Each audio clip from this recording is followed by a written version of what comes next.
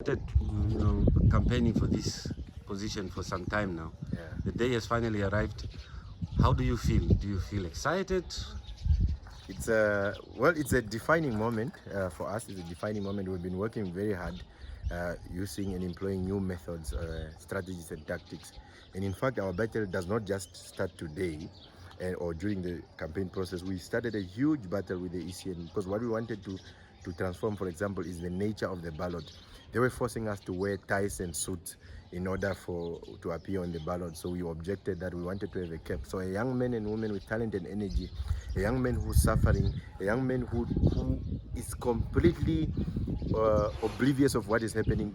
Most of our youth have actually understood that no, politics belongs to those ones that are older. Politics belong to those ones that are neat. Politics belong to those ones that are wearing ties. So we are now on the ballot with our caps as a symbol of protest.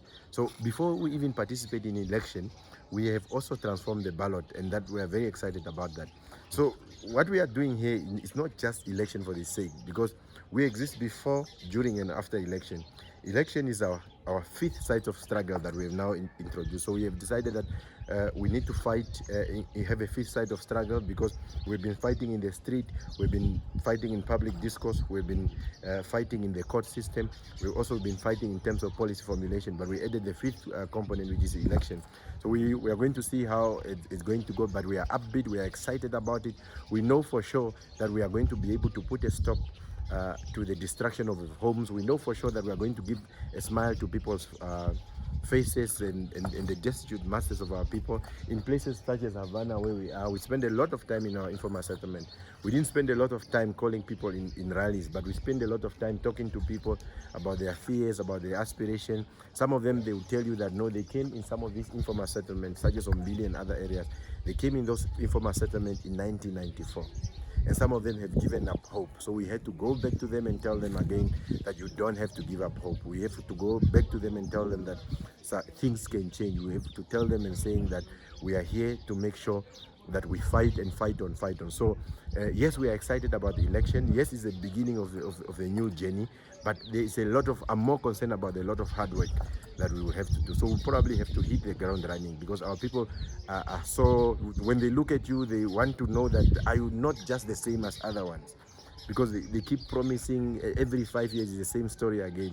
But we are beginning to understand, and they are also beginning to understand that no, there's a group of young people who are not the same, who have not been there, who are really sincere about changing society, and that really brings us comfort. So there's a lot of work to be done. So our calculation is that we are definitely in those municipalities.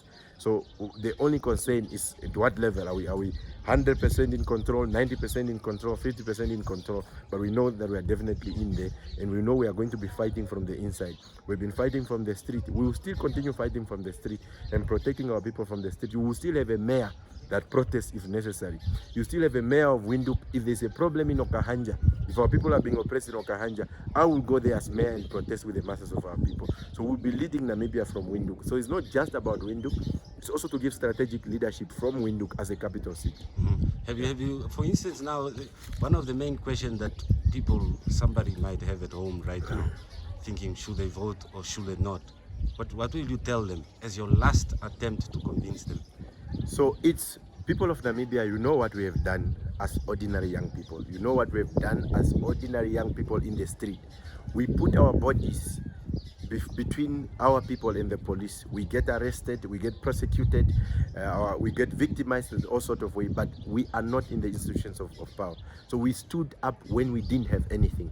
So already you know what we have done when we are not in those positions. So when we get in those positions, it's not going to be anything new. It's going to be a continuation. In fact, we are able to fight already on the ground. So once we get on top, we are now able to fight further. So we are simply just saying that, okay, we're seeing the problems, but we want to be at the elevated space so that we can now see all major problems and be able to help. So it's almost like you had a smaller car and you were transporting people from one point to another. You had a smaller car and you are transporting 2 or 3 people from the deep villages to the hospital. So by this election, we are basically saying, give us a bigger bus to transport more people to the hospital, more people to have access to services and things like that. So we are already doing this work. We just want to be able to have a bigger impact. We just want to be able to do more. Some of those people who have been in power, they have not been able to do what we have done. They have not been able to stand for the masses. They have not been able to protect our people. So what we are basically saying, you know already what we have done, and we are simply asking you that give us a bigger reach, give us more muscle to be able to fight for you. But okay, the last one is some will say, actually, you're just a politician. What will you tell those people? So we are activists. We are activists. That's why everybody understands that in a political system, politicians in our country are so-called neat people. They don't want to do anything rough.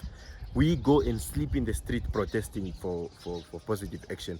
So of course we are not politicians, but we are political activists. We are in the political space and as political forces transforming society. And of course many people understand the fundamental differences between us and others. We are not a political party, we are a political formation. We are an association of young people. An average age of an AR activist is between 23 and 24. So we are definitely not the same with those people. If we were the same with those people, they wouldn't be united, all of them. SWAPO is united, all those oppositions are united against the AR movement because they know that the AR movement is going to bring a radical order. The AR movement is going to disturb the benefit patterns, the elite compact that all those guys in parliament and in those executives are enjoying. Some of those political parties and politicians are serving with one another. The president of NUDO is in the SWAPO government, and all those, they are all working together. Let's say you have won now. What are you going to prioritize? Give me three things. Housing and the economic transformation of our society, and cutting and banning of unnecessary tenders. Why must the uniform of city police come from South Africa? So we want to reopen Ramatex and give opportunities to our people. Why must the dustbin come from the UK?